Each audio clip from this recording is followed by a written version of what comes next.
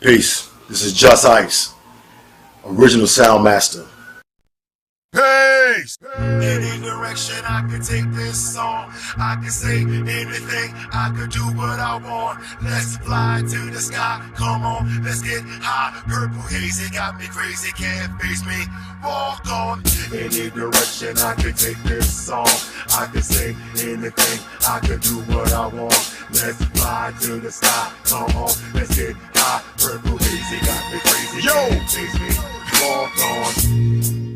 I remember when I used to struggle, getting money always into trouble.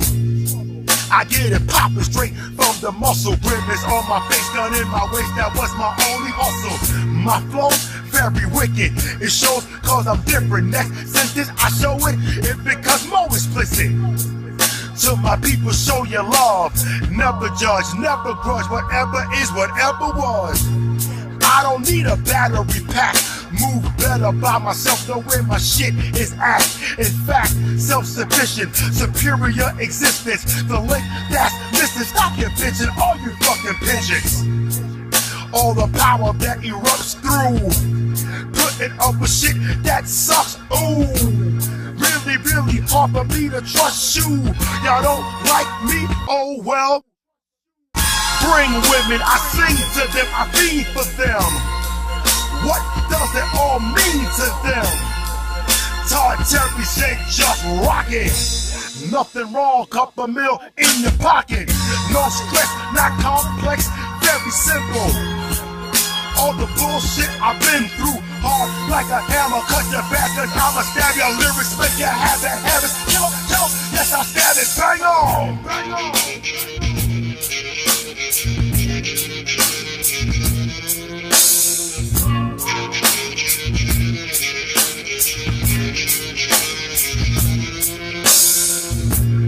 I am the one that you have heard about. Stories some gory. They say I got a dirty mouth, nothing good to say, so they make it gritty. Backstabbers, whack rabbits, snapbacks, and crab jabbers do me shitty. My reign, my name, just ice from the mud stains. Fuck your pain, I grain your brain, all in blood stains. I explain the game and frame after frame. People still don't get the picture. All my records just get censored. Watch out for your back, look out, now who's that? Fuck niggas try to get ya, I walk with my strap. If you think that you really want it, release the beast, now you can't control it. Untamed is my rage, unnamed is my page. Unpaid me insane, unblamed me unframed. From New York back to Colorado, burn it all by tomorrow. Paranoia got you feeling sorrow. Just ice, just act and follow. I leave a trail of fire when I blaze the stage. Keep the mic hot, the lyrics just blaze. I've been killing it, spitting raw venom in it. Fuck boys, rapping, I ain't feeling it. Rhyme, fighting back, fighting beat, writing word to sight and no fighting, never trying to sound down. You lying, murder!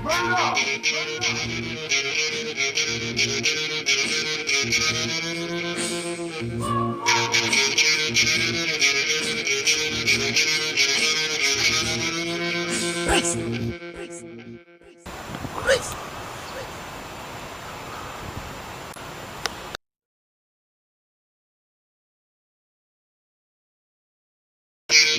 What's up, family? My name is Trey. Captain of South Bronx, top of the South Bronx. Now, a little history. Back in, I say about 1974, hip hop was, going throughout the Bronx.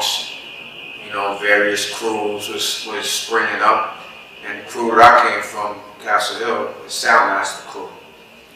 I was one of the first four who created Soundmaster crew.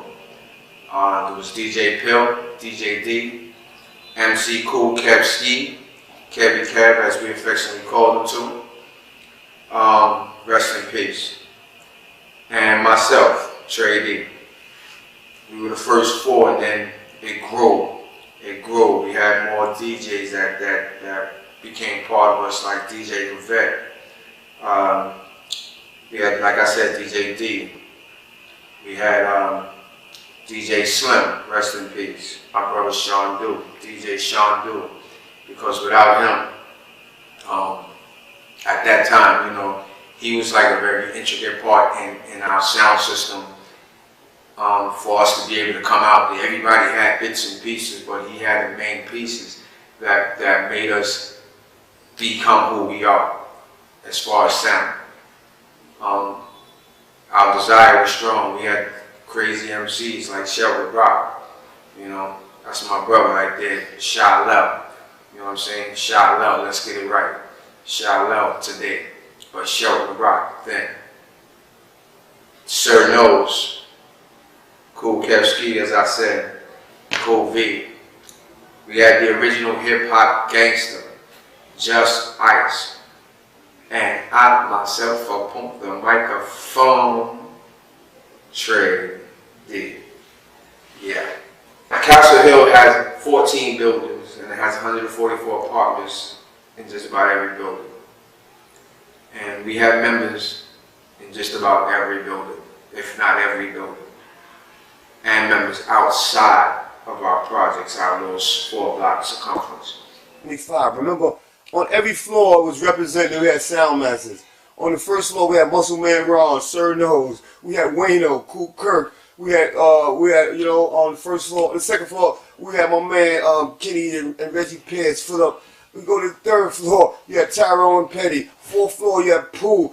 Go all the way through the building. 8th floor, you had Mad Rabbit. You had Craig Villette. You go to the 12th floor, you got Harold Dean, Mike Dean, the whole building full of sound masters. I'm DJ D, my man Trey D. MC Trey D, the original sound masters.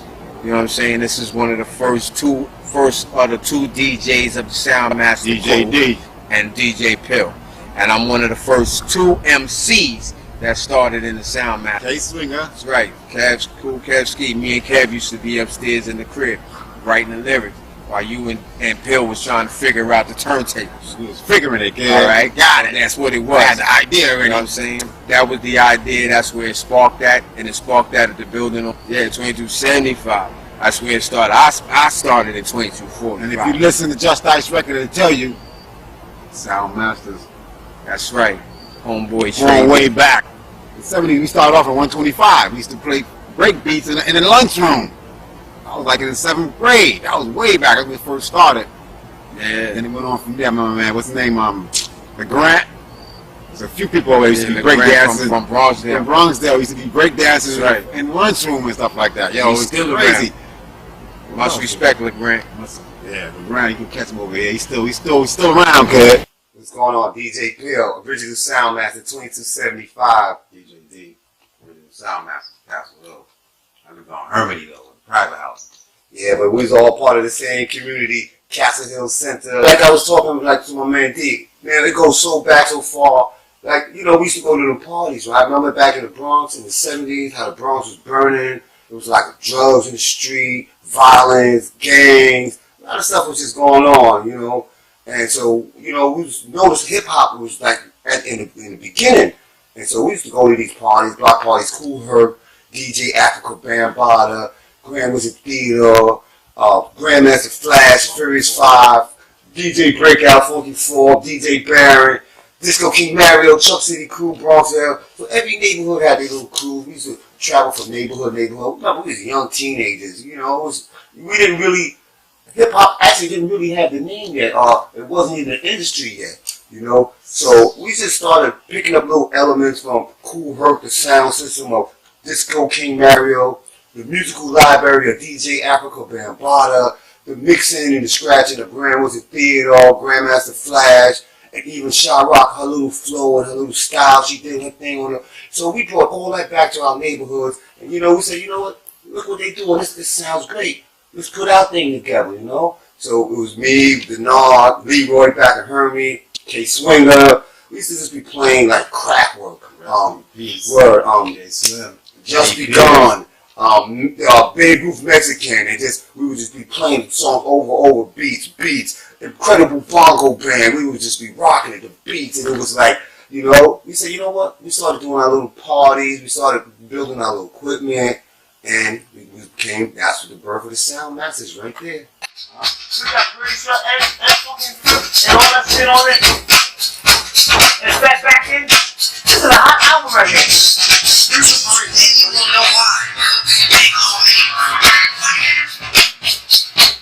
That classic B.J. Johnson, Dynamite.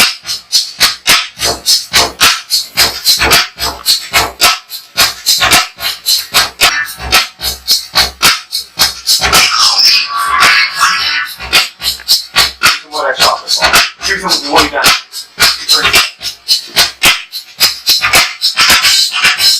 I like it down like that.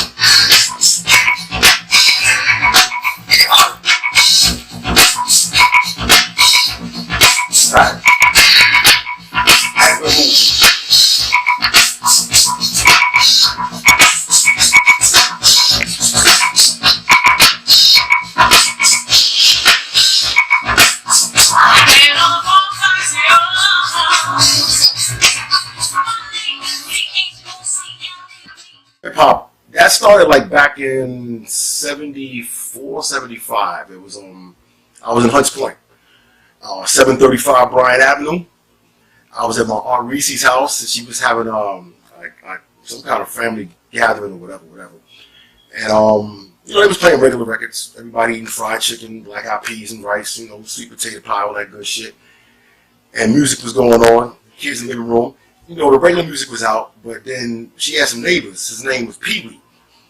Pee-wee went down to his house, and he brought back a record by Tom Scott called Tom Scott in L.A.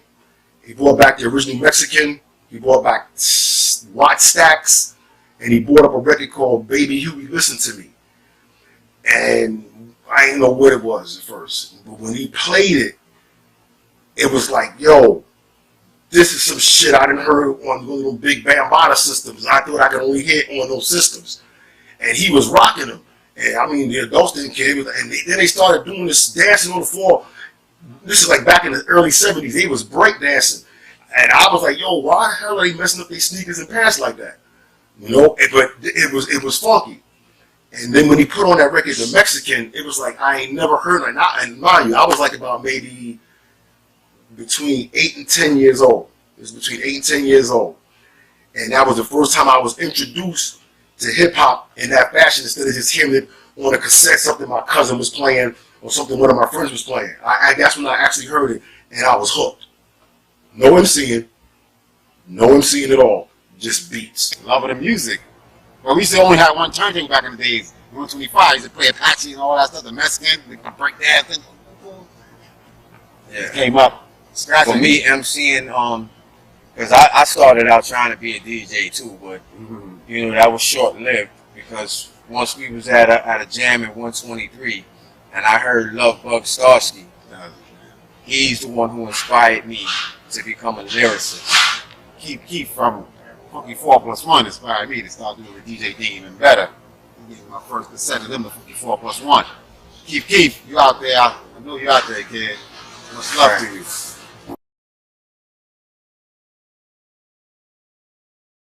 Do visuals, and you could see me. See me is Shalel was at. I grew up in Castle Hill at Shuffle Rock. Started a whole lot of rappers from rapping. So Shuffle Rock, and then when I had records out in 86, 87, 88, I was Shazam. And now I'm Shalel. So we got a whole different movement as the Elohim team, because the Gnosis word is God in Hebrew. It's Elohim and it's plural. That's why Genesis 1:26 says, God said, let us make man in our image after our likeness. That's a group. So the Elohim team is a group of beings that's helped put this world back in the proper order. And we're looking for a group of beings to help us do it. And that's what our movement is all about, the Elohim team. Bringing back the 70 slogan, save the children, and bring them back from the false doctrines of this world, and take them back from the devil's grip, because they got a grip on our youth. And the devil's waiting our children. That's what I was born to do, stop them in their tracks. So we got the Elohim team, which is stopping the Illuminati of the red light. So the Illuminati of the red light is what Lucifer was made from. Lucifer was made from the red amber light. And his real name is Iblis, which means the rebellious one. And the Quran on Hebrew is Azazel. That's why people flash the Baphomet symbol. That's not our symbol. The Baphomet symbol is the two horns of the devil. And his real name is Azazel. You can ask anybody what's his name, all they can tell you is the Baphomet. That's why you got Azazel, which means the one removed from the heavens. And that would be the scapegoat. That's why they try to make Jesus being born on December 25th, which we know he was born on December 25th now. So a lot of people don't know that's not true no more. Because in the Bible it said there were shepherds out in the field, and that means it was hot. So he couldn't have been born on December 25th. So that's the Capricorn, that's the scapegoat. That's when you go back to the Bible with Abraham, where he had to sacrifice his son. And there wasn't no lamb that was placed there, it was a goat. And he was supposed to kill his son, but then God took the son away and put a goat there, not a lamb. And yet Jesus was called the Lamb of God, not the goat. So he couldn't have been a Capricorn. So all these are tricks with the mysterious word of God. And that's why I named our book the Elohim team, because there's no such word as God in Hebrew. Because when you catch people on God, that's when they believe in God. So we only deal with strictly facts. And we got good music to back it up too. So that's what our movement is all about, taking back the kids from the devil's grip. So right now, too much gangs running around just killing, doing a lot of fool stuff. And I got a program written too. I don't do hip hop music. I got a program written called Gangs. The acronym for gangs is Guns Against Nubians Gotta Stop. And I did that years ago. So Guns Against Nubians Gotta Stop, because all we doing is form a gang to kill each other, not gang to heal each other. And that's what our movement is all about, forming gangs to heal each other, not gangs to kill each other. So that's why it's called Guns Against Nubians Gotta Stop. That's our true name, Nubians. Because when God said, let us make man in our image, after our likeness, then that's a new being that you created. Not a black or African or whatever name they call us, African American, Afro-American. Suppose I didn't have an Afro. Suppose I had a dread. Am I dreaded American? Am I seasoned American? So there's races that they give a name like that, Afro-American, African-American. Our real name is Nubians. And you can spell it the real way, which is N-U-B-I-A-N, because Nubia was a real whole of Africa. Africa is not in the Bible. You can't find that word in the Bible, because Africa means divide and separate. So Nubia is N-U-B-I-A-N. I like to spell it N-E-W-B-E-I-N-G, a new being. And God told all the angels to bow down to my new being that I just fashioned, just created. And all the angels bowed down except for one. And his name was Iblis, the rebellious one. Of course, they give him the name Lucifer now, or Satan, or devil. That's fairy tales. That's how they throw people off guard. And that's why people don't know who the Illuminati is or how to stop the Illuminati. And we got the Illuminati of the green light, because Michael was the only one that had the power to defeat the beast. And that's Revelation 12, verse 7. When Michael kicked the devil out of heaven. When I was little, growing up, they taught us that God kicked the devil out of heaven. No one in the Bible do say that. In Revelation 12, verse 7, it says Michael kicked the devil out of heaven. Michael and his angels fought against the dragon and his angels.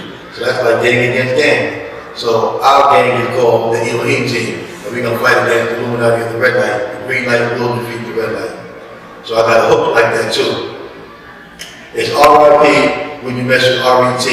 I let you L-I-V-E if you B-E-G. Beg for your life so I can move ahead in my life. You follow the red light and we'll follow the green light.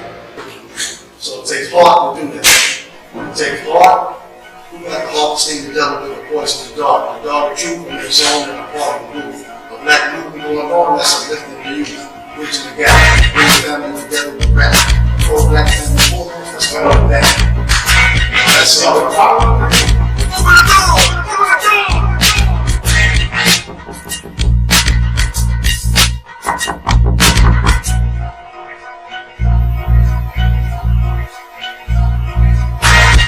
Knocking at my door, hit it again, hit it, come right through it. Hit the 4-4, gotta protect what's mine. Knocking at my door, hit it again, hit it, come right through it. Hit the 4-4, gotta protect what's mine. It came and cut all blocks off, prepared or not. War, get all the children off the street, it's happening. Either them or us, flatten them, all my gang, apocalypse. Whatever they want to call it, to the bomb shelter.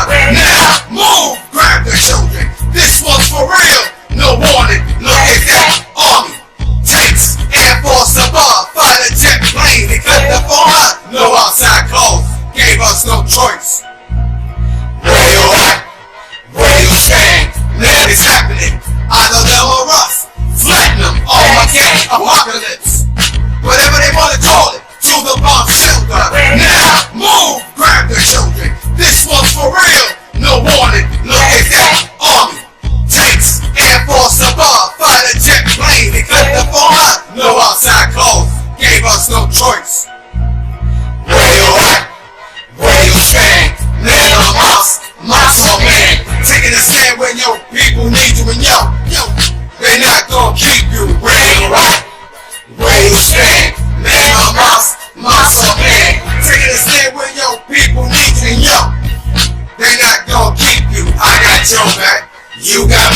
and killing off our kids, crossing the line. The last goddamn time before the record, we not gonna stand by, not a second. Fight for truth, not belief. They knew that, thinking we unprepared. Untrue that, rivers of blood flow through the streets. They got lined up trying to tell me to calm down. Do you see what I see? Or is it that your family don't mean to you, but mine mean to me? They ain't like that, so protect that. And if it means giving my own life, where you at? Where you stand? Man or mouse? Mouse or man? Taking a stand when your people need you and yo. They not gon' keep you. Where you at? Where you stand? Man or mouse? Mouse or man? Taking a stand when your people need you and yo. They not gon' keep you. Knocking at my door, hit it again, hit it, come back, hit it, come. Hit the 4th floor, gotta protect what's mine. And that's what caused me to be an MC. Peace. This is Just Ice, the original gangster hip hop, original sound master. And peace, this is Trey D, Castle Hill's first #1 MC. You know, every time you say that, I gotta, it just makes my skin crawl. We already know that. You have to keep reminding us. Yeah, you gotta know that. You gotta know that. Oh man, we go way back, man, way back. I mean, wow. How did you start? Well, it was separate, like I said. He started. He's older than me, so he was into it. I first heard of hip hop in '75, back in Hunts Point. You know, like through my man Pee Wee. Well, not my man. He was my aunt's friend's oldest son, who looked after me when she didn't want to be bothered. But hanging out with Pee Wee, hearing different kind of music, because I was from Brooklyn, Fort Greene, Brooklyn. So hearing different music that he was playing, you could tell you wasn't gonna hear this on the radio. This was music that was strictly for the B-boys, and that's how I got introduced to hip hop. Hearing records like Tom Scott in L.A., Baby Huey, Watt Stax, Babe Ruth the Mexican, Michael Viner's Incredible Bongo Band. I'm not gonna say the record. If you know the record, you already know what I'm talking about.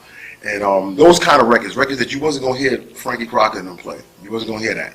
You had to come to the Bronx and go to, back then they were underground parties. And that's what we would call them today. Those were real underground parties, because you weren't hearing any radio records, none at all.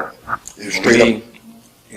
What started when I first heard hip hop, we was going down to Rosedale Park in the summer times, listening to Disco King Mario with his giant sound system, you know what I'm saying?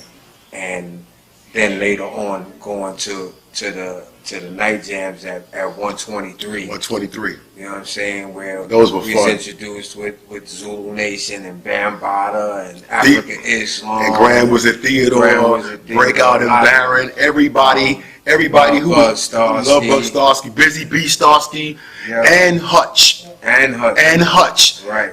People be forgetting about what's it called, Love Kid Hutch. After that, they turned Love Kids Hutch. There was Starsky and Hutch. Starsky and Hutch. Yeah, like I said, this music that we was listening to back then wasn't hearing it on the radio.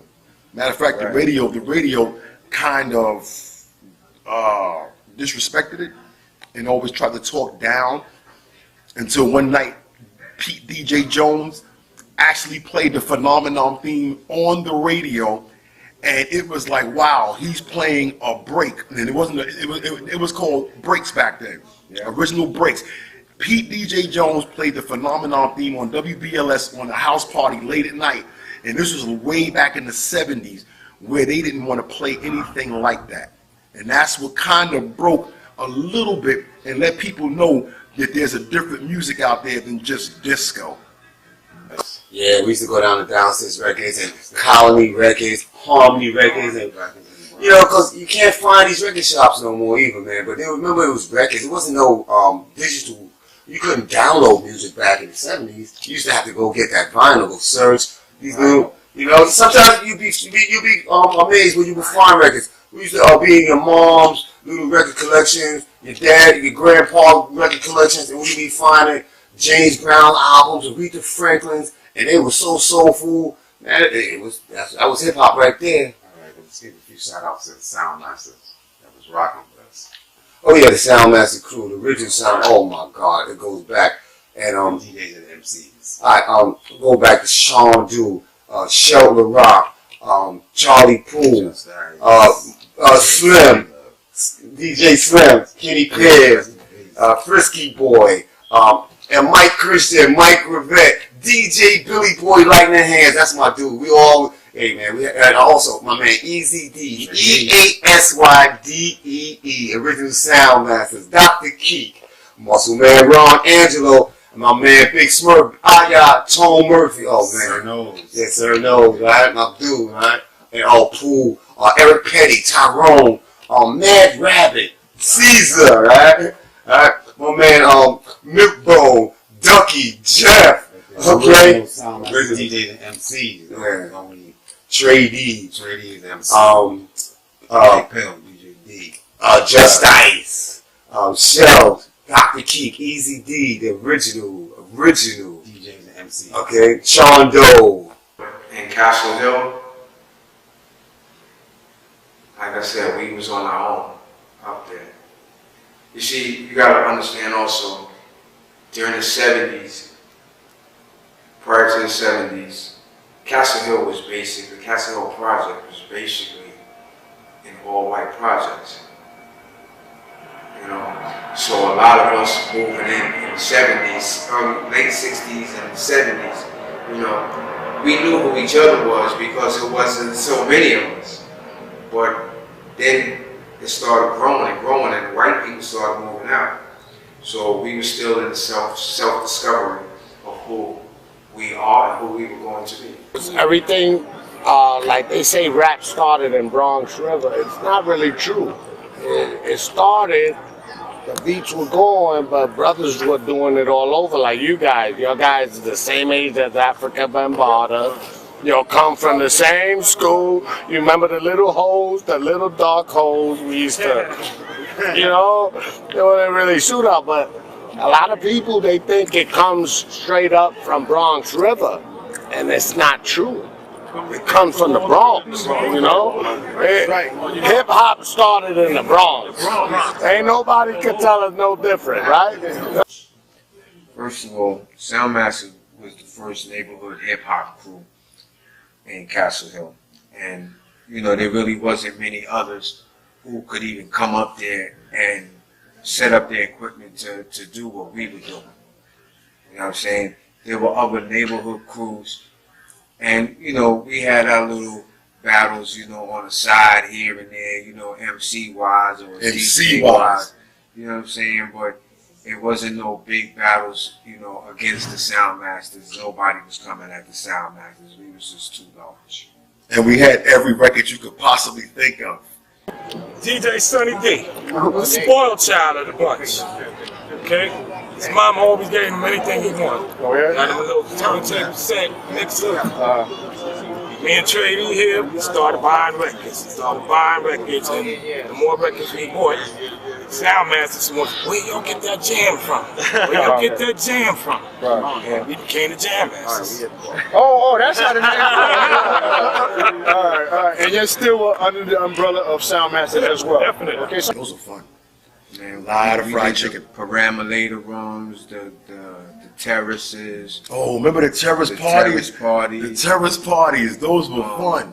Especially if you was on the floor. If the terrace was on the floor of one of your homeboys or somebody you knew and their moms was cooking, you get to eat for free.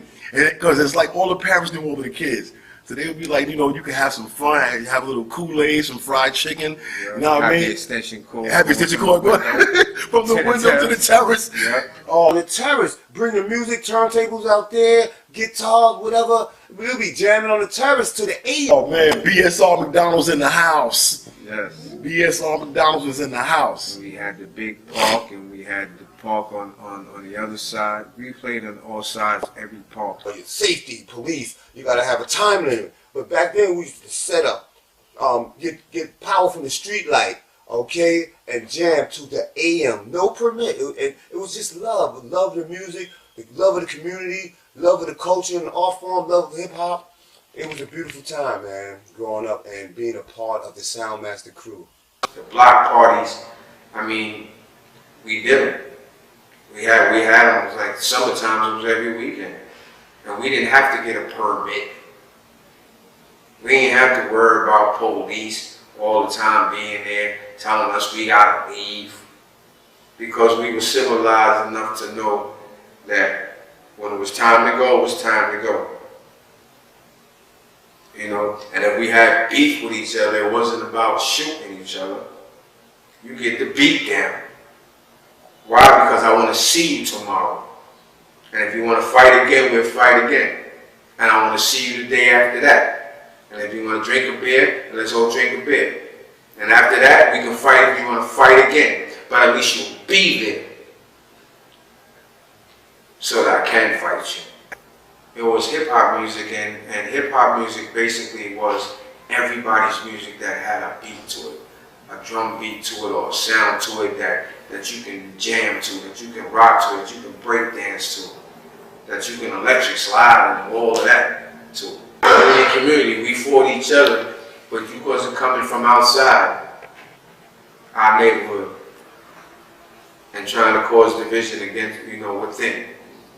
You wasn't coming up there to do anything without us coming back at you. Played in St. Andrew's Church. Yes, we did. We played in St. Andrew's Church. And we played in the community center. And we played in Kips Bay. Yes, it did. I remember that party. And we played in Kips Bay. So it was in that area. Sound Masters was known. They was known. This is DJ Lightning Hands, Bill. DJ Lightning Hands. Lightning Lance. Let me put it that way. DJ Lightning Lance. Okay? The original. First DJ to scratch on wax. Don't get it twisted now. Before Flash, I wasn't before Flash. I was the first DJ to scratch on wax before Flash. Wow. Okay? DJ, you could pick up a record, a rap record, back then, but you was not hearing DJs doing Vigga on it. Right. It was a band, actually. Exactly. It was bands. Exactly. And then later on, the drum machines and all that came, and then the sampling came and all of that, you know? Okay. This is real talk. Look at the date on this. 81. It was made in 80. Wow. 81. I used Heartbeat. Tanya Gardner's Heartbeat. As soon as that record, before it was even officially out, I used it. And I had a crew. It was me, my cousin Clyde. He'd be here in a minute. I had MCs. The Hypnotizing 3 plus Little Shot Rock. Hypnotizing 3 was from Co-op City, Section 5. Big ups to them. Dynamite D, Prince Domain, and Divine. And my little cousin, Little Shot Rock, she was the youngest female MC out at the time. She might have been like 13 or 14 when she cut this record with us. And they met me at Dynamite. He's a leader of Hypnotized, and he met me cutting up at the S&C Garage. It was the winter of 1980, and he came over to me. He was like, "Yo, dog, you kind of nice." He was like, "Yo, you got any MCs?" And I said, "Well, I'm down with a crew. You know, DJ Cisco, DJ Bucko. Big ups to them. They put me and my cousin down with them in the S&C Garage. That's how we met a lot of guys like Cold Crush."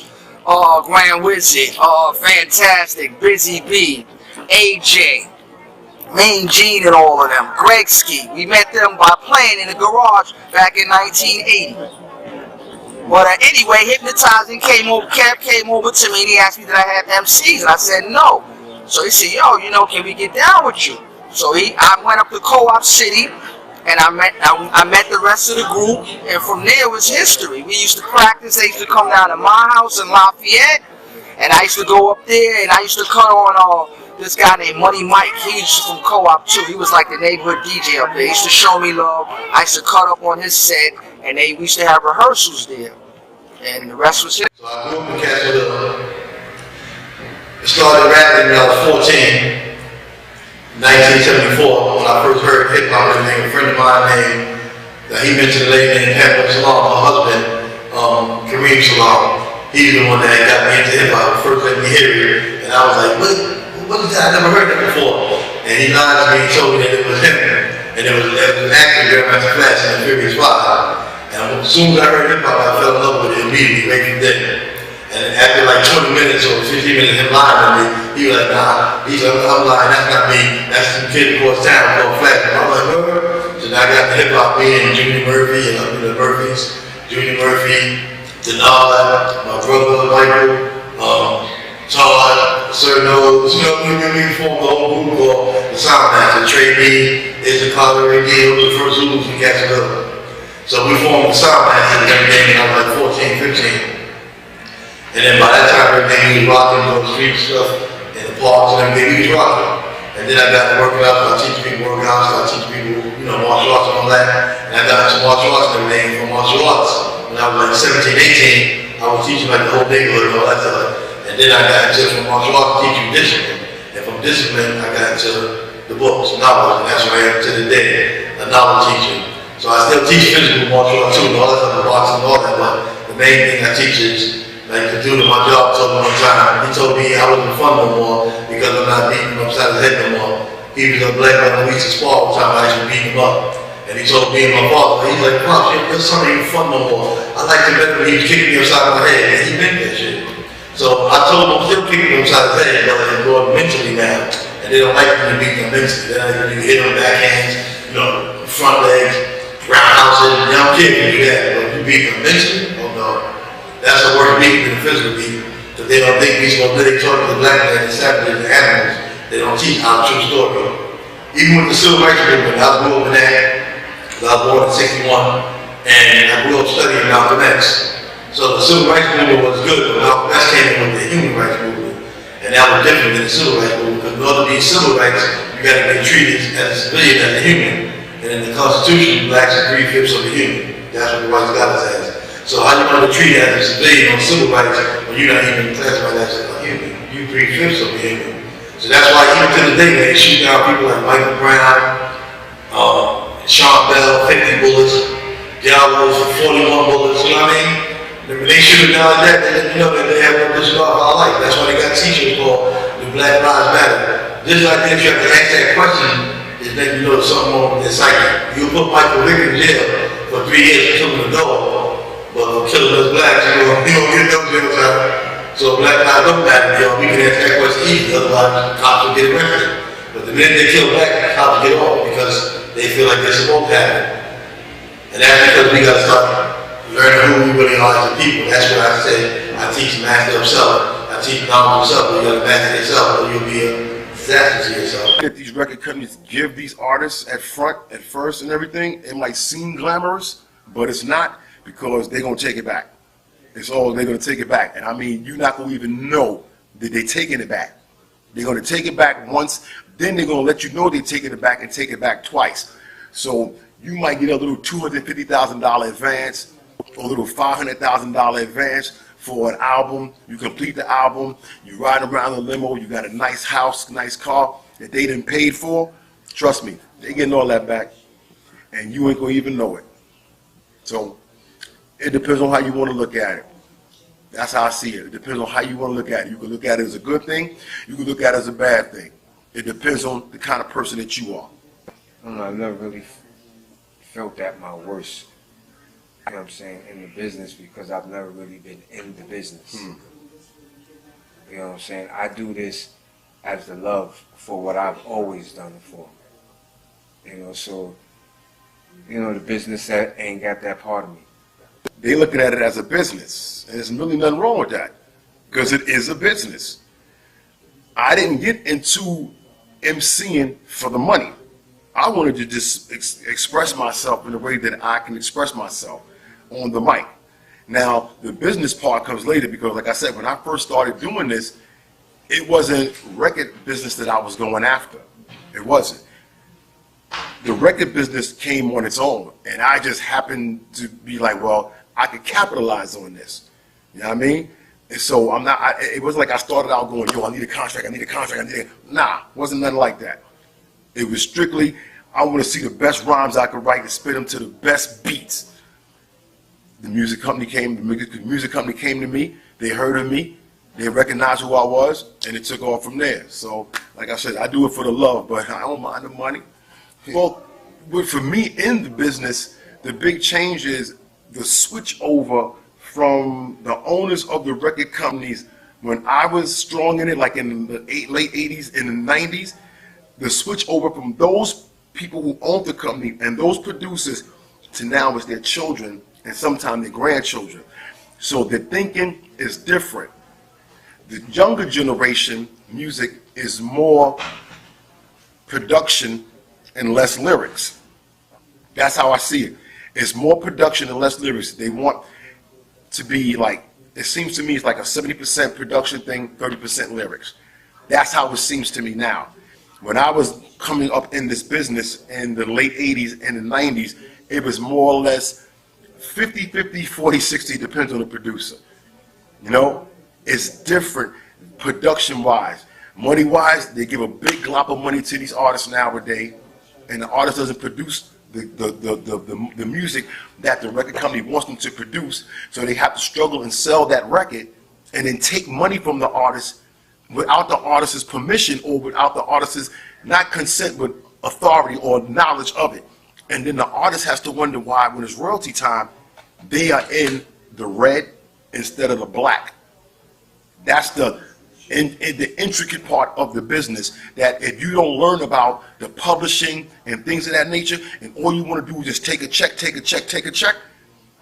it's going to mess you up at the end. That's the difference. Back when I was coming into the business, we knew about this. We knew about this. A lot of artists now don't. It's a famous artist out there right now. I can't mention no names. I'm not trying to. Records on the radio every day in 2017, bumping. Ain't none of that money going to him because he didn't know how to take care of the business. He just wanted to go up. Well, a lot of the business is also dumbed down. A lot of the artists that are out there that are allowing a lot of dumb music to be played now, because you listen to the lyrics and you can't even understand what's being said. You really can't understand what's being said. And then when you do understand what's being said, they're quoting this and quoting that and quoting this and quoting that, and none of it makes any sense. And then they got a hook line that everybody catches and going, hey. Just dumbing down the people. Music has changed. There's less sampling now, though. There's less sampling. No. Well, remember we live in a different world now. Nobody's telling Slick Rick stories and all that stuff. And also remember, it started like it was all about partying and boasting and toasting, shouting out your crew, and then it kind of changed when you got a little gangster rap into it, little rap beefs, because remember, hip hop was battling, was always part of hip hop. Yo, you rock the mic. It was always Flash versus a Cold Crush, or Bambaataa versus Mario, but it was just a musical battle. It wasn't like a beef. Now you hear the beef that's going on in rap now. It's kind of like degrading and kind of bringing the art form down. But a lot of times when you hear people do beefs to sell records, so you know it's part of the industry. So the message somewhat changed, you know. And you can see, like, there was one time when it came from a conscious rap with KRS-One, Chuck D. It was talking about some real issues. But now it's more partying, bling, girls, and dancing, and but rap is always changing. You know, you're always gonna have different generations that pick up on it and put their little signature, their twist on it. But hip hop is hip hop, man. Well, to be honest, I never labeled myself the original gangster of hip hop. That was the media. The media did that. The people did that. Just for the simple fact, because after I left Castle Hill, I might have got the rhyming know-how from Castle Hill, but after I went upstate and I came home, I didn't come back to Castle Hill. I went to Brooklyn. That's where I'm from. I went back to Fort Greene, Brooklyn. And I started hanging out there with my brothers over there. So the mentality kind of changed from Castle Hill. To me, was more like a party. All of the hip hop, all of the music, all of the girls, jumping around, having fun. When I went to Brooklyn, it wasn't like that. It was straight up, yo, keep your eyes open. You never know what's going to happen next. You know what I mean? Keep the thing on you. You keep your eyes open. If it don't come to you, don't bring it. But if it come to you, you take care of it. It was simple like that. I don't know. I'm pretty sure you understand what I mean. So that way of living from when I was young, when I came home from upstate, I was already 15 years old, and I went straight back to Brooklyn. So I grew up hanging out with people like Lottie Dottie, Master Supreme. I went to school with Supreme Magnetic, Killer Ben. I went to school with all of them, and we all went to Eastern District, and that's in Brooklyn. So my mentality changed as far as having fun with the music to like, yeah, I'm gonna talk about what's going on now, how I'm doing this now, how I'm living now, what I'm doing now. The attitude changed, but the lyrical content, it stayed the same, but it just got stronger.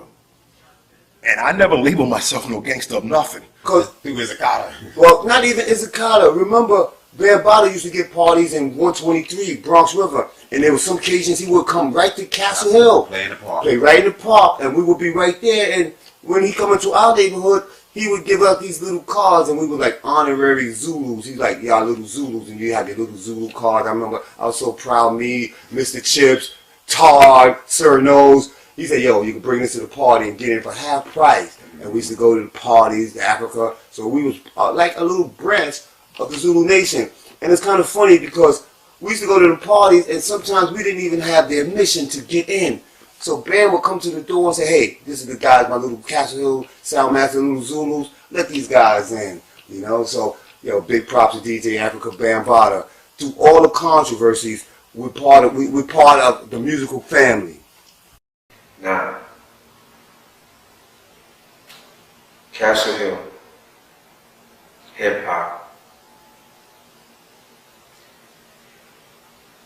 I remember the first time Bambaataa came to Castle Hill. As a matter of fact, it was the only time. After all the wars and fights that was going on between Castle Hill and all the surrounding projects around us, there became a time of peace.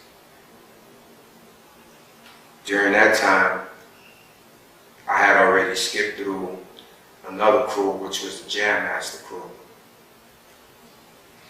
which was DJ Izakata, Sonny D,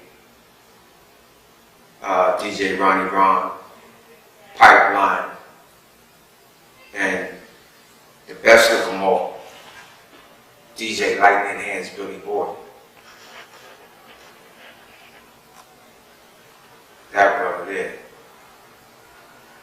he was out of sight on the turntables, and he learned on my turntables the first Technics SLB1s, belt drives.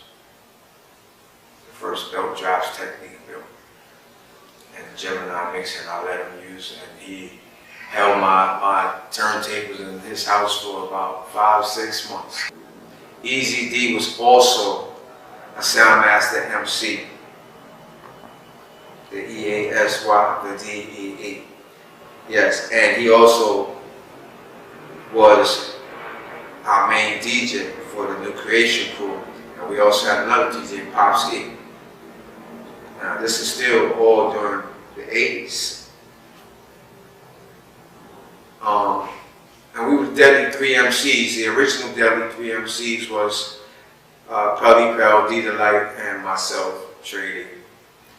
And for whatever reason, D Delight no longer was part of the Deadly 3, and then Master West, Adam West, was one of the Deadly 3 MCs. And West and myself, were both writers. We wrote routines. This is what we did. And he came up with a routine, I came up with 2. And, Bambaataa and Soul Sonic Force, Cosmic Force MCs. There was a couple other people, they were there, in Castle Hill, for the first time. And Castle Hill Park was extra jam-packed this time. And they put us on last, which was a good thing, because they didn't know who we were. And when we got on, they didn't understand that we had about 20 to 30 females that used to come to our rehearsals all the time and knew our routines, and also the fellas too. But a lot of these females came to to the rehearsals and knew our routines. They knew our songs. They knew everything that we was gonna say. They used to come to our jams that we gave in the projects, so they knew what we was gonna do. But everybody else who wasn't from there, they got the surprise of their life. Because we got on that set and we did our thing to a point where when we got off the stage, off the microphones, they was crying for us to come back on. But we had an agreement that we was going to do stage left like we in the army and walk off. And we did that, except for one, Master West. It overwhelmed him, and he just had to grab the mic back again. But problem with that was, it wasn't with our DJ. And one of their DJs put on a record that was too fast for him to rap to. But overall, everybody in Castle Hill and everybody around, they had to acknowledge who we were. And we did what we did. And held that for a long time. Castle Hill became known at one point as the most dangerous project in the nation. You know, I used to say to myself, where? Because, you know, I knew all these people. I know all these guys, you know. But, you know, quite a few of our brothers and sisters moved on through violence. But it's still home to me. And it will always be home to me.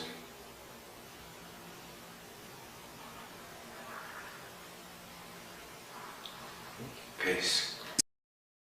Oh man, hip hop came a long way. Cause like remember when the Soundmaster started, Africa Bambaataa, Flash, it wasn't like an industry. It's like, you know, they wasn't even actually making hip hop records. You know, it was like maybe you can hear Mr. Magic doing a little stuff on the radio, but it wasn't like mainstream. Like it's like now it's an industry. So now it's all about money, cars, champagne, bling, jewelry, but it's still, remember hip hop started with 2 turntables and a mic, mixing and scratching, having fun, breakdancing, graffiti. So it kind of broke off the track to a more entertaining thing now, where it's a business now too. You know, remember it's billions of dollars in business in hip hop now. You know, it's like, remember it was like when rock and roll first started, it wasn't that big. You know, it was a little underground thing. People said, it's just a fad. You taught. And that's what you need to do. And that's what needs to come back to hip hop. The teaching. The originality. When it comes to the MC. Clarity. Say clarity. I think what happened was when California got into it, Hollywood got into it, that's when it really started opening the doors. But listen, I'm going to tell you something else too. Shout out to Compton Soundmaster. And let me tell you something about this guy, DJ D. What happens back in the 70s, early, like 79, 80, about 78. He went out to California, and there was always an event called Uncle Jam's Army, right? So, you know, California had a different style of mixing and scratching. Like, you know, the DJing was just let a record play, playing records. But, you know, he went into the LA Coliseum, right? Got on the turntables and brought the New York style of mixing and scratching to California. Okay? Now you can ask Scotty D, you can ask Coolio, okay? Once he did that, you had DJ Pooh mixing and scratching, DJ Quick mixing and scratching. Yeah, Aladdin. Okay, Aladdin, Mixmaster Spade, Coolio. And even Dr. Dre started all that mixing and scratching and the breakbeat style. Wait a minute. Rest in peace to Mixmaster Spade. Mixmaster Spade. Yeah. Let me tell you about Mixmaster Spade too, from California. Okay, he's a California DJ, right? And he used to sell cassette tapes, right? And from what I heard, he made over $1 million selling music out the trunk of his car. He used to sell music from Sacramento through Oakland, through LA, all the way down to San Diego. From Sacramento all the way down to San Diego, the whole state of California. He would just be going around throwing parties, Mixmaster Spade. God bless him. You know, when they had his funeral He in was doing Compton, his thing first before. no, but when they had his funeral, they shut down Compton Boulevard. You would think the mayor had passed away. It was a beautiful thing, man. People talk about it to this day, man.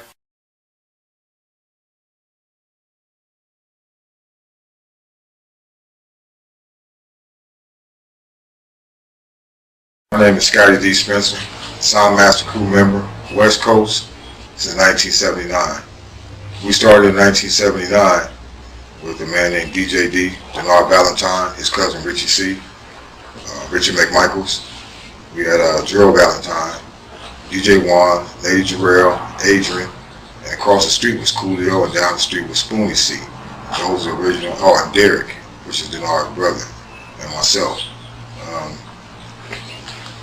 My story goes back before 1979. Prior to that, I was a pop locker, gang member, hustler like every LA dude was, just hanging out in the streets doing our thing.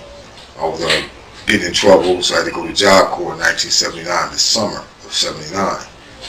When I stepped into the Job Corps Center, Clearfield, Utah, going to my orientation, I heard this sound. I was already a funk DJ. You know, playing the Parliament Funkadelic, Cameo, you know, different stuff like that. And I never heard this sound before. I heard coming from this cubicle up in Job Corps. I stepped in and I looked at this kid. He was over there playing this song and he was chanting over it, you know, like he was rhyming. And come to find out that was an element of hip hop, one of the rapping element. The sound that I heard was this group called T Connection. He was just rapping to the groove.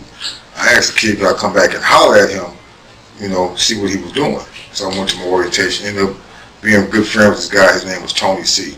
And that's where I met DJ Juan in Job Corps. Juan is from out of Watts, Greg Street. But he was living in Compton in a blood neighborhood. You know, it's blues and reds in LA. LA is either blue side, red side, but we happen to be in Compton where the red and the blue side went to school together at Centennial High School is where I went to school. At that school, I started the first pop locking group at the school in 1978, going into 79. But I started getting in trouble, so I had to end up going to Job Corps. And it's ironic how God plays a part in your life. And God has been looking over this, Almighty God, because He put me on a divine path of running into these guys called the Soundmaster crew. I was intrigued by this stuff. We had the only Job Corps center that had a disco. We had a discotheque, so they would let the LA DJs get out, then everybody get out there and Crip Walk and Bloodstone, and then the New York dudes would get out and they would play their song. They would be on the ground spinning around and, you know, doing their b-boying, and that was just really something I wanted to know, all the elements and all the pollinization that we were having up there. We were learning one another. So Christmas time came around. It was time for us to go to LA. New York, they would make the New Yorkers go first for like 2 weeks. They would come back, and then LA would go, you know, home for 2 weeks. And we came home for 2 weeks, but before I left, the kid Tony C, the little rapper, he came back from New York with these 3 test press songs. And the song was Jimmy Spicer, Super Rhymes. Good song, I liked it, and I knew I could take this song to LA and get into all the clubs for free, you know. So at that time, I was a member going to the workshop on 92nd and Western in Los Angeles, South Central LA, called the workshop on 92nd and Western. The DJ there was Disco Daddy. I gave him one of the records. But that was the only club in LA that didn't have a curfew. You can go in there as a teenager at 6 o'clock in the afternoon. You have to come out till 6 in the morning. Dope club. And what Roscoe did, the owner of the club, he would walk around, he would film all the kids in their pop locker from all over the city, all in the valley. They would come from everywhere, far and near, to come to this club because it was a club that didn't have no curfew, no problems, and there was no, you couldn't do all that stuff in this place. You could get bounced up out of there and get, you know, never come back. And make a long story short, I gave Disco Daddy one of the records. The Eve After Dark in Compton, which was Lonzo Williams' world-class record crew, he was just about to open up his club. So I took another record over to this club called the Carolina West, adult club. I'm 16 years old, walking into a club with this record, and I just looked older than what I was at that time. I was only 16. I looked, I could pose for like 20, 25 or whatever.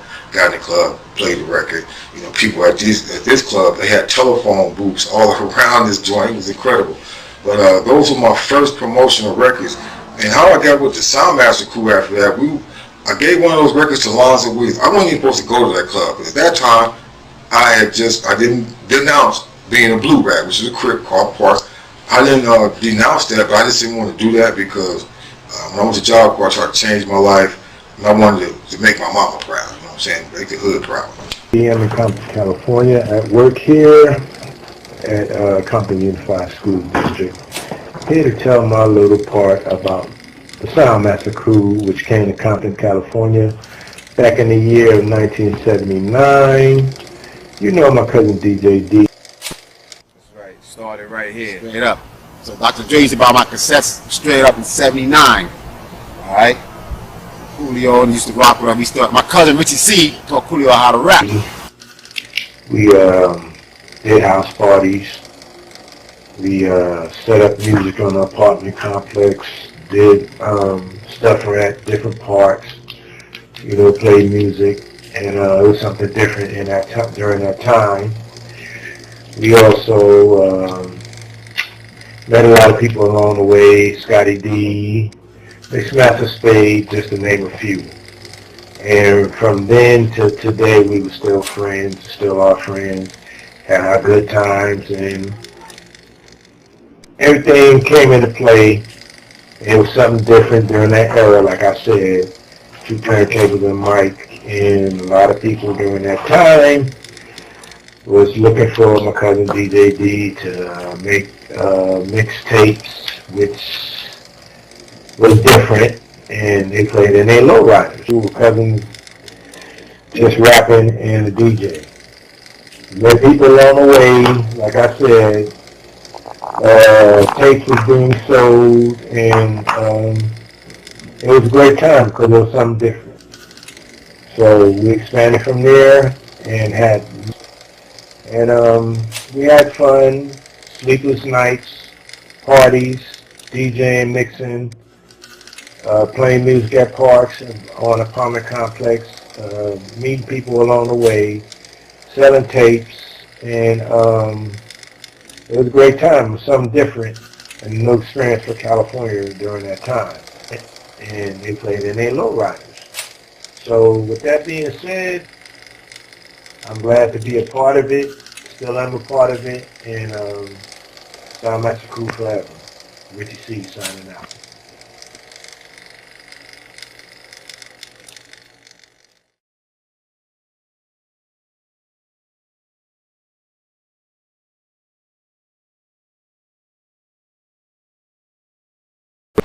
So back to the three records. The third record I took to Lonzo Williams Club called the Eve After Dark on Avalon in El Segundo, which is predominantly in a red rag neighborhood. And by me being a not denounced Crip, but I was kind of like known at the school. So for them guys to see me at their club, they'd probably try to like get with my program. But you know, like I said, Almighty God had this path for me to walk and keep me from all hurt, harm, and danger, because he had me on this journey, which ended up being a hip-hop journey that's been in my life right now for almost 40 years. And I've just been friends with these guys called the Soundmasters. And how I got with these guys, gave Lonzo a record, damn. About a couple of weeks later, he gave a rap contest. And whoever can rap this song the best will win this contest. All right. I heard about this, but my wife at the time, Suzanne, was best friend with this girl named Bridget, and Bridget lived in the apartments called the Lutheran Gardens in Compton, in between Willowbrook and Wilmington on El Segundo Boulevard, right down the street from Lonzo Williams Club, the Eve After Dark. And so I go over there with my partner Juan, me and DJ Juan. We became really tight from Job Corps. He was talking to Bridget. We go in these apartments, Lutheran Gardens. When we get there, we pull up making this music. Juan had this pause tape. At that time, we didn't have no samples, so Juan would pause tape, pause, like, you know, sampling. And the song he was sampling was called Super Smart. Super Smart. And she said, "Hey, what's that music y'all playing? Because them boys in the front be doing the same thing." And me and Juan looked at each other weird. You know, because we wanted to know who else was doing the stuff that we were doing, trying to get into this, whatever it was. Guys had us on this crack binge for hip hop. That's what it was. Because we heard stuff, we was on one. We would go find out who this cat was, where the sound was coming from. Because at that time, Uncle Jam's Army wasn't really all the way out yet, and it was us. You know, we wasn't really going on the West Side scene, but nobody else was doing because we was having too much fun in Compton to be venturing out doing anything. So we walked to the front of the apartments, and so be it. Richie C, Little Richie C, Richard McMichaels, Wiz Kid, Joe Valentine, and Denard Valentine, and Jazzy D, which is Derek, which is DJ D's brother. They were standing in the front, just standing inside the stall, just talking, listening to some music. And you just heard when you walk up, you hear that cassette rocking.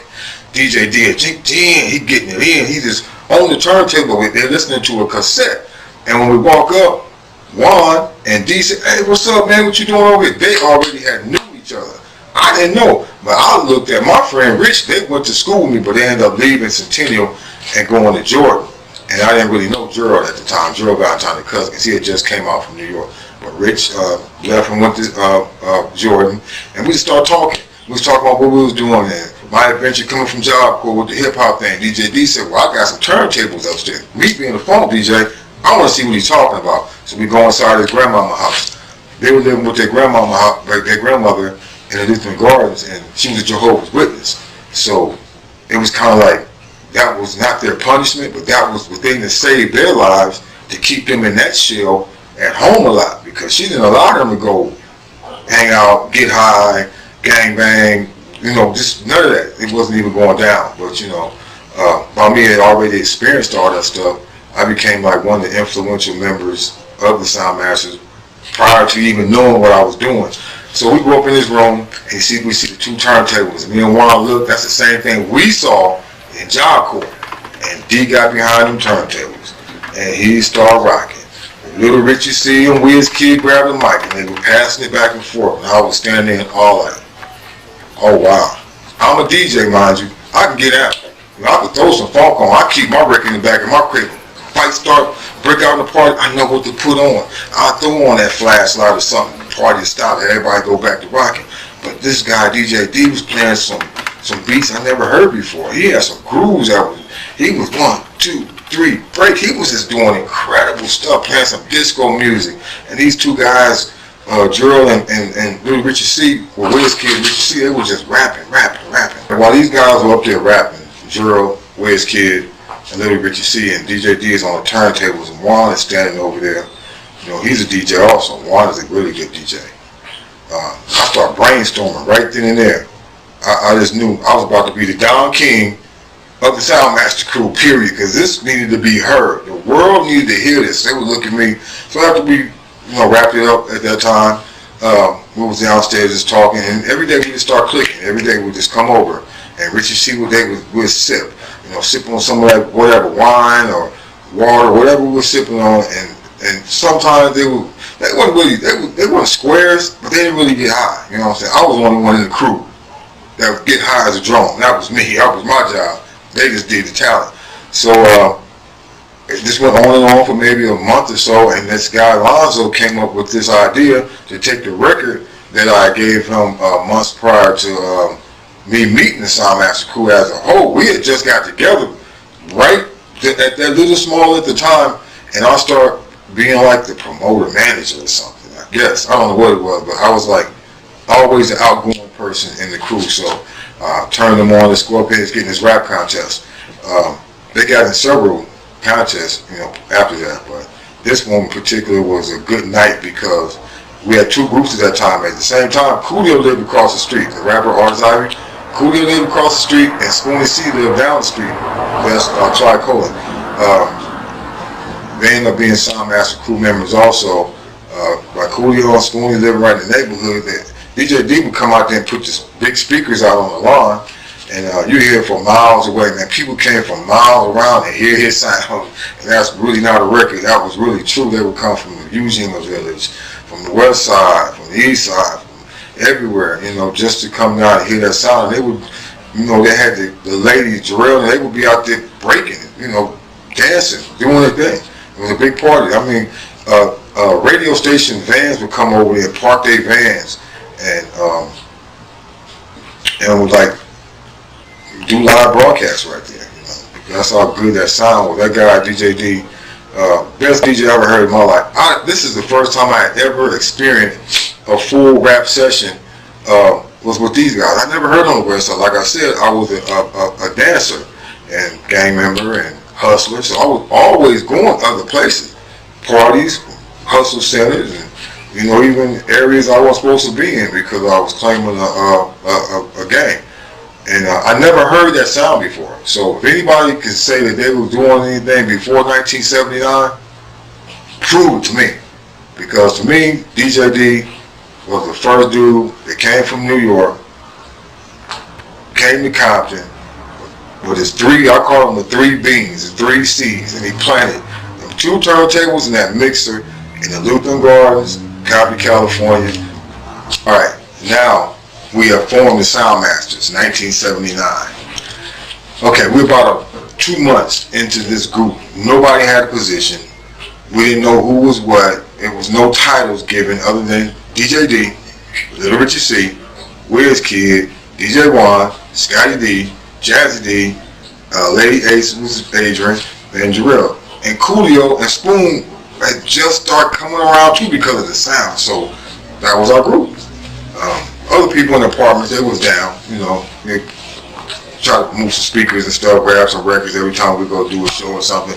I forgot about Bush Kid. Bush Kid came along. His grandmama and them owned daycare center, so they had a lot of sound equipment. And DJ D and them grandmama worked with Bush Kid's grandmother or mama too. So they came together behind the sound system. That guy Bush Kid had a dope sound system. That's just how God, I said, God, Almighty God kept us on this path to get this group together. So Bush Kid had the sound, we got the talent, everything is cool, doing block parties in the neighborhood, we ain't supposed to even be walking. Me, I'm not even supposed to be in Losers Park or over in the Nixon Gardens or inside of different parks, like throwing our sounds out, just getting down, people just loving it. You know, was never no problem with doing doodle, we did Centennial High School dances and stuff. We never had no problem with just traveling with that sound. And that sound was dope. And my DJ his fingers was sticky, icky, icky. I mean, he was dope. So the rap contest come around at Alonzo Williams Club, the Eve After Dark. We go to the Eve After Dark. I put 3 groups in there. I put DJ Juan, he was a rapper and DJ. Juan was part of his own show, but same DJ, DJ D. I put Coolio and Spoonie in the same show. Then I had Wiz Kid and Dro, you know, which was the Valentine Brothers.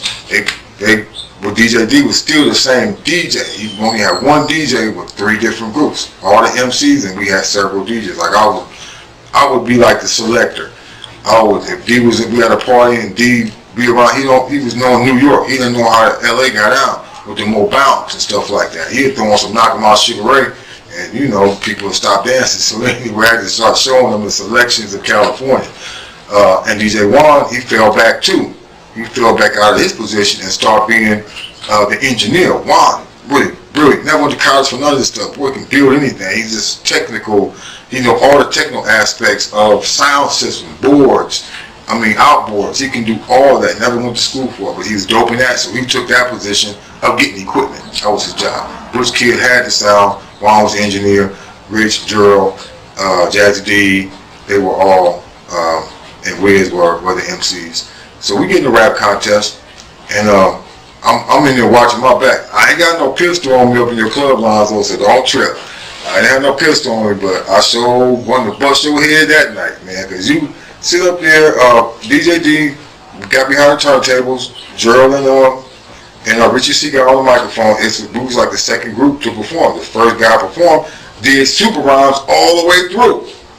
Everybody, yeah, it was dope. I didn't know if the boy had some lungs. He rapped super rhymes. You ever hear that song? Google it. Super rhymes. Jimmy Spice, and see if you can rap the whole song. It'd be a challenge. So Gerald and Rich got on the microphone, and D got behind the turntables. I went to the DJ booth with him, because I wasn't gonna sit out there in the audience like that, you know. And D was standing there. He got the turntable set up, and he just got the record, found his groove, and went just like this. Jigga Jigga Jigga, just to make sure he was in the groove. Lonzo Williams, not Uncle Jam's Army, but the World Class Record Crew, his club, he came from way on the other side of the room and ran over there. Yo, you can't be scratching up no records in my club like that. My people pay good money to get up in here for being up scratching on records. And you look like, are you serious? And DJ said, just threw the record on and they started rapping. And when they started rapping and he on the turntables going back and forth with the same groove, then going back and forth, they busting it in, man, they just getting busy and they saying my DJ, every other word they was talking about the DJ, which was DJ D. People never seen that before. Run DMC wasn't even out yet, so they was out in New York, but they wasn't out in California. Lonzo, and I remember DJ Unknown being there, and Roger Clayton was there. I didn't see Egypt, no Dre, no Yella, them guys wasn't around. I got busted by security. Dog, you can't be passed on no flyers up in here. Roger came from out of nowhere, but he got a flyer in his hand, like, yo, dog, you can't be passing on no flyers in my spot. I'm like, all right, man, I'm going to leave. He said, nah, hold on. Do you know the guys on this flyer? I'm like, yeah, that's my group. He said, the Soundmaster Crew is your group. I said, yeah, that's my group. Hey, man, I've been looking for y'all, man. Hey, I want y'all to perform at my next function. I'm like, oh, really? Yeah, I'm doing a dance at the LA Convention Center. He didn't say Sports Arena. He said LA Convention Center. That's bigger than Sports Arena. I'm like, okay, that's cool. Give me your number. So we exchanged phone numbers. Back then, we didn't have cell phones. No beepers, none of that. Just straight numbers. Gave me the number. I gave him mine. I go back to the crew, but when I go outside, I almost shot to the moon.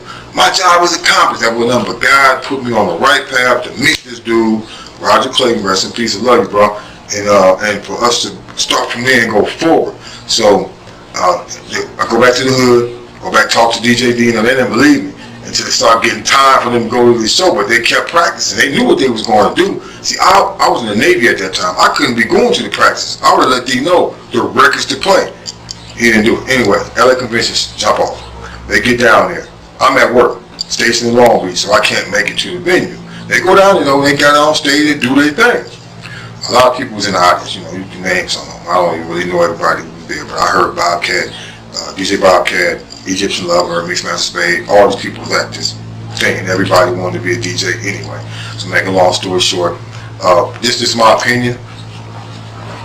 That night, at the LA Convention Center, the Soundmaster Crew bought the concrete, Uncle Jam's Army bought the water, they mixed it up on their stage, and they laid the foundation for West Coast hip hop.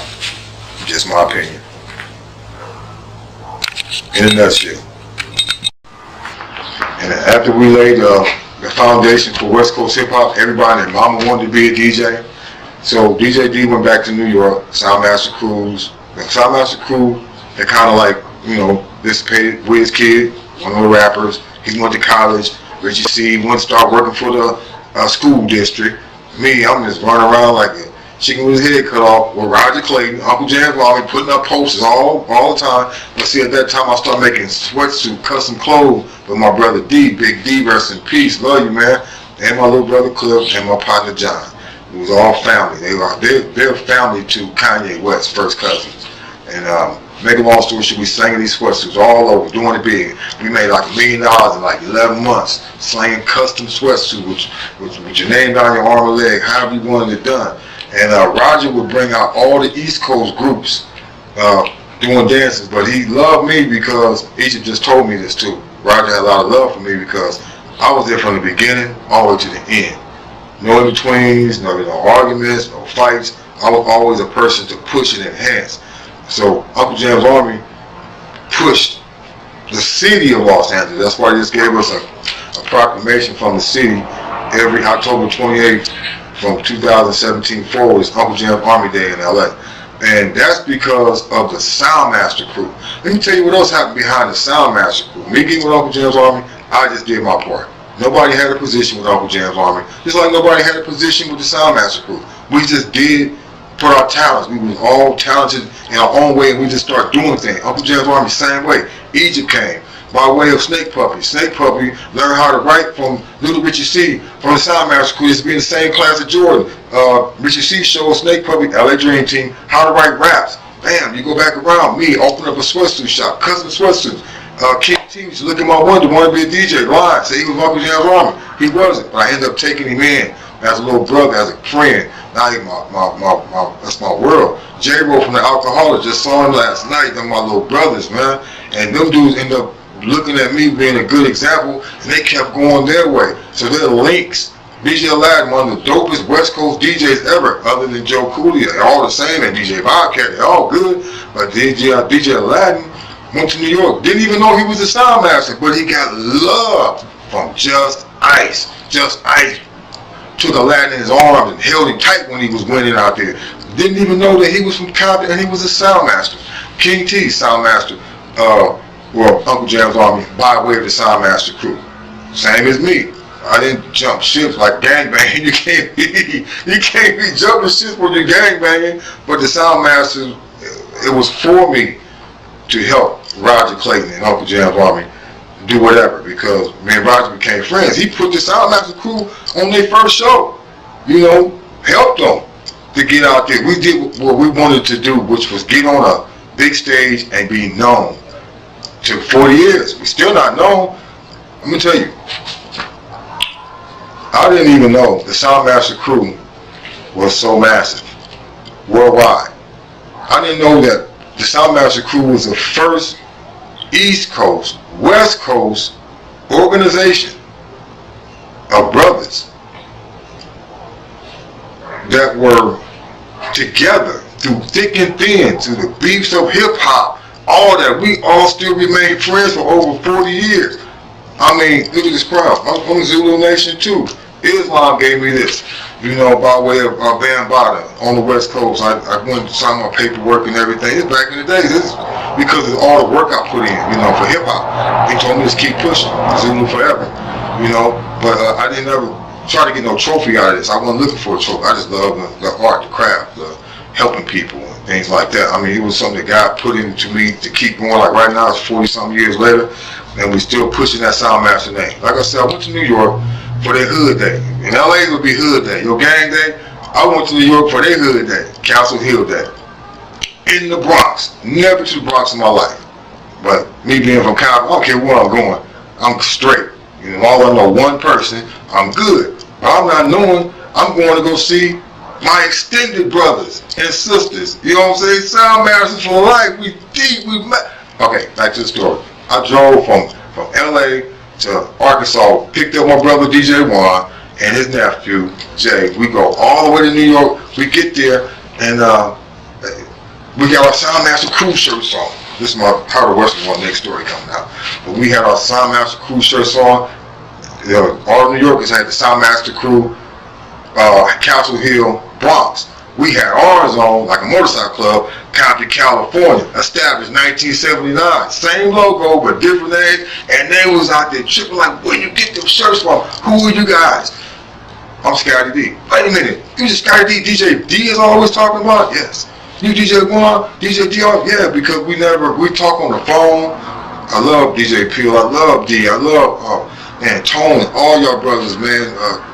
Trey D, we've been talking on the phone for many years, and I've been friends with DJ D for more than 4 years with his cousin Gerald Rich. And I just want to tell you, the Soundmaster crew were the first crew before Rhyme Syndicate, before Zulu Nation to go coast to coast. It was us, Soundmasters. You know, I don't know who all the Soundmasters are in New York, but I know who all the Soundmasters are in LA. Let me go down the list. DJ D, Jazzy D, Little Richardson, Wiz Kid, Lady Jarrell, Lady Ace, Coolio, Spoonie C, DJ Juan, myself, Scotty D. Then you had our Offspring brothers. You had Mixmaster Spade, the whole Compton posse, Tidy T, Mixmaster Kid, Def Casper, DJ Vegas, DJ Bar, rest in peace. And then we had our Valley crew, you know, that came along when we started doing our other stuff. Them Soundmasters was King T, the Alcoholics, which was J-Ro, Swabby D, rest in peace. And the whole Lutheran Garden Apartments from 1983 to And go back to 1979. The Lutheran Garden Apartments, where the mecca of music started in Compton. It didn't start with NWA and all. It started with the Soundmaster crew, Lutheran Gardens, Elsie Gone, the one between Willowbrook and Mona. That's where it all started. That's the Garden of Eden of West Coast hip hop, the Lutheran Garden Apartments. That's all I got to say. I'm back quiet. I'm Scotty D. Spencer, and this is how the West was won. Soundmasters for life. Uncle Jam's Army, rock on.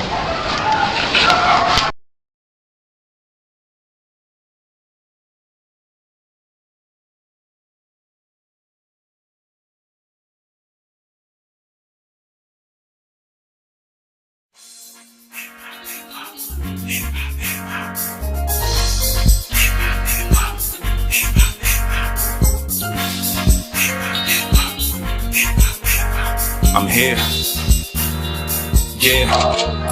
I took a sample from the 70s cause they dance smarter. Hades, baby, my stance harder. Remember back in 94, I was playing pop with my grandfather. Had Mace, Puff, and Biggie, J and Nas in my city. Eric B, Rakim, Fat Joe, and Fitty. I remember LOX in my tape deck. Listening to Ghetto Boys, had Inspector Deck in my place set. Watching Rap City, had D4L in my white tee. Threw bows, so don't fight me. And that was ludicrous. I was in my brand new J's, my Spike Lees. Didn't have those, then you wasn't as down. Him and them whites, just a couple of towns. Cam on jewels in my bucket cap crown. When the shoes crisscross, cause I was the Mac now. Snoop Native Dogg, Warren G and Daz Dillinger. Rims on spin, no one cared about the cylinder. My city gets the mecca, so I noticed they was filling us as punts for you busters. Hustler to my millies up.